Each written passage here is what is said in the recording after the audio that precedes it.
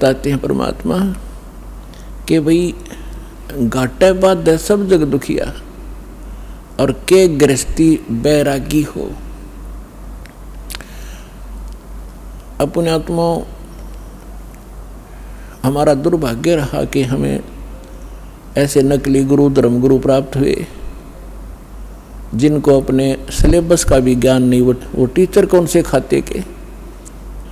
वैसे तो ये वर्ण बाद में बने हैं, हम सभी एक ही थे, ना कोई ब्राह्मण था, ना क्षत्रिय, ना शूद्र, ना वैसे, सभी भाई बहन थे। फिर इन्होंने अपने वर्क डिवाइड कर लिए। एक भाई ने यानी एक कुछ व्यक्तियों ने मिलकर कहा भी आप शिक्षा ग्रहण करो और सदग्रंथों को समझो और इस ज्ञान को हमें बताओ। तो उनको पंडित कहने लगे जो सदग्रंथ पढ़ा करते थे और सुनाया करते थे। वो थे स्टार्ट में हम एक ही, हमारा गोत्र है। बाद में हम बढ़ते चले गए, आगे चल के हमारे वंश के नाम से कुल का गोत्र बनता चला गया, कुल गोत्र। तो उनको जो पंडित बने उनको पूरी छूट दे दी कि हम तुम्हें तुम्हारा सारे परिवार का खर्चा भी देंगे पूजा रूप में, आप इन सदग्रंथों को पढ़िए और हमें बताओ। ऐसा ही प्रारंभ हुआ। अब परमात्मा ने आके बताया है कि गुरु बिन वेद पढ़े जो प्राणी और समझ अनुसार रहे ज्ञानी, गुरु बिन काहु न पाया ज्ञाना, जो थोथा भूछड़े मोड किसाना। तो इन ऋषि महर्षियों को कोई सदगुरु मिले नहीं और सदगुरु स्वयं परमात्मा आए लीला करने के लिए, वो हमने सुहाए नहीं। जैसे क्या होता है, जैसे किसी ने थोड़ा सा बोलन की शैली ठीक कर ली और 10-20 श्लोक गोट लिए, वेद या गीता या कोई वाणी पढ़ ली किसी संत की, तो आम स्थान पर खड़ा होकर वो 100-200 व्यक्तियों को प्रभावित कर सकता है अपने प्रवचन के बोलने की शैली से, लेकिन उसके पास कख नहीं है।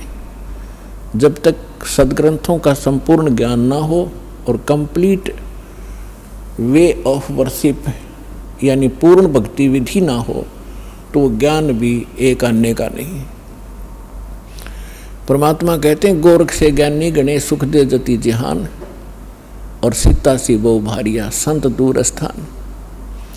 फिर परमात्मा कहते हैं कि श्रोता कोट अनंत हैं और वक्ता कोट अनंत और दानी कोट अनंत हैं, पर बिरले साधु संत।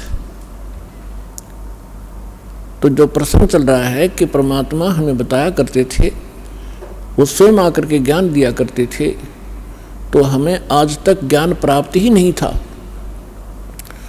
हमने इस झूठे सुख को सुख मान लिया। जैसे एक व्यक्ति के 3 पुत्रों में से एक की मृत्यु होगी। अब पुत्र मरो चाहे पुत्री, पत्नी मरो चाहे पति, दुख तो भारी होता है।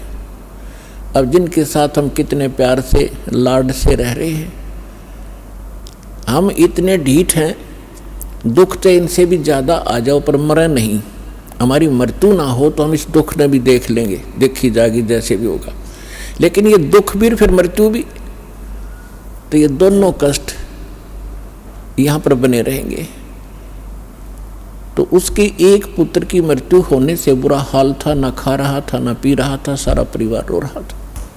शोक व्यक्त करने के लिए कुछ व्यक्ति जाते हैं, उनमें से एक व्यक्ति ऐसा था जिसका एक ही पुत्र था, वही मृत्यु को प्राप्त हो चुका था कई वर्ष पूर्व।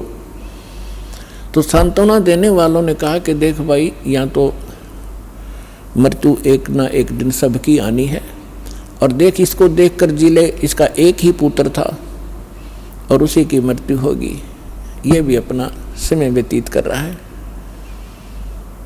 फिर उस व्यक्ति को जिसका पुत्र तीनों में से एक मृत्यु को प्राप्त हुआ था, तो उसको थोड़ा सा सांत्वना हुई, हौसला हुआ, ये सोचकर कि हे भगवान, इससे तो मैं भी सुखी, मेरे 2 तो बच गए। फिर वो ठीक हो गया, रोटी खा ली, थोड़ा सा गम दूर हुआ। अब खाक सुख हो गया, क्या पुत्र वापस आ गया वो? तो परमात्मा कहते हैं झूठे सुख को सुख है, ये मान रहा मनमोद, ये सकल चबीना काल का, कुछ मुख में कुछ गोद।